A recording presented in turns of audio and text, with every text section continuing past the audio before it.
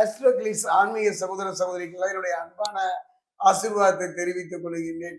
கடந்த காலத்தை பொறுத்த வரைக்கும் குரு பெயர்ச்சி, சனி பெயர்ச்சி இரண்டையும் சொன்னாலும் கூட அந்த இரண்டு பெயர்ச்சிகளையும் முழுமையாக அனுபவிக்க முடியவில்லையே என்ற ஒரு வருத்தம் மேலிடத்தான் செய்கின்றது. கவலையே பட வேண்டாம்.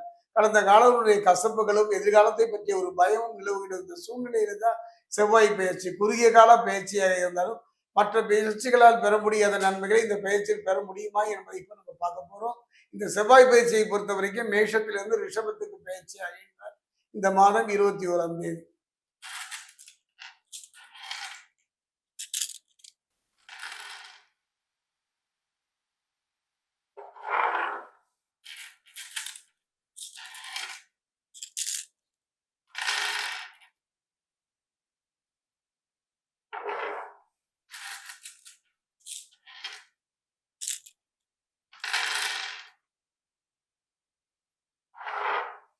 மகர ராசி அன்பர்களே, சனி பகவான் அதாவது மழை விட்டாலும் தூவான விடாது என்பதை போல எத்தனையோ பிரச்சனைகளை சந்தித்து மீண்டு வந்த உங்களுக்கு உடல் ரீதியா மன ரீதியா இந்த குரு பயிற்சியோ சனி பயிற்சியோ எந்த விதமான ஒரு பலனையும் தரவிட்டாலும் கூட இந்த செவ்வாய் பயிற்சியாவது பலன் தருமா என்றால் கண்டிப்பாக தரும். இடம் சம்பந்தமான பிரச்சனைகள் இருந்து கொஞ்சம் கொஞ்சமாக மீண்டு வருவீர்கள். நன்மைகளை முழுமையாக அனுபவிக்க முடியவில்லையே என்று ஒரு ஏக்கம் அடிமனதில் இருந்து கொண்டுதான் இருக்கும். அதே நேரத்துல உச்ச குரு ஜென்ம ராசியை பார்ப்பதனால மதிப்பு மரியாதை ஏற்படும், அந்தஸ்து உயரும், சமூகத்துல ஒரு உயர்ந்த இடத்தை நோக்கி நகர்வீர்கள்.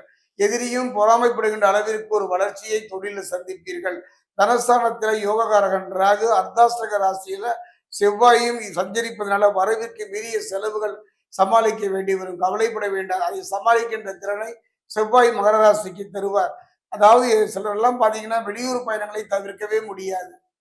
திடீரென்று வரக்கூடிய இந்த வெளியூர் பயணங்கள் உங்க வாழ்க்கையில நல்ல மாற்றத்தை, பொருளாதாரத்துல ஒரு நிறைவான நிலையை நோக்கி நகர்த்தும். அதே நேரத்துல பார்த்தீங்கன்னா செவ்வாயினுடைய சஞ்சாரத்தினால எளிதில் உணர்ச்சி வசப்படுவீர்கள். கணவன் மனைவிக்குள்ள கருத்து வேறுபாடு வந்து சிலர் பிரிந்து செல்கின்ற ஒரு சூழ்நிலை இப்பதான் எதில் உணர்ச்சி வசப்பட வேண்டுமோ அதை கட்டி காக்க வேண்டும். மன ரீதியாக குரு பகவானின் பார்வை கிடைப்பதனால பண பற்றாக்குறை இருக்காது. சனி பகவானை பொறுத்த வரைக்கும் சனியின் குருவின் சுப பார்வை இருப்பதனால எதையும் எதிர்த்து போராடுகின்ற ஒரு மன வலிமை, உடல் ரீதியான சில பிரச்சனைகள் வந்து போகும். கவலைப்பட வேண்டாம். குடும்பத்தினர் மத்தியில சில கசப்பான உணர்வுகள் வந்தாலும் அது நல்ல முறையில் மாறுவதற்கான சூழ்நிலையை செவ்வாய் அமைத்து தருவார். குறிப்பா பண்ணா மனத்திற்கு திருப்தியும் மகிழ்ச்சியும் அளிக்கின்ற வகையில சில நிகழ்வுகள் நடக்கும். எதை பற்றியும் கவலைப்பட வேண்டாம். மகர ராசியை பொறுத்த வரைக்கும் ஒன்று சொல்லிக்கொள்ள ஆசைப்படுகின்றேன். எதிரிகள் எப்போதுமே உறவாகவே இருப்பார்கள். எதிரிகள் எப்போதும் நண்பர்களாகவே இருப்பார்கள். நீங்கள் யாருக்கு உதவி செய்கின்றீர்களோ அவர்களே முதல் எதிரியாக இருப்பார்கள்.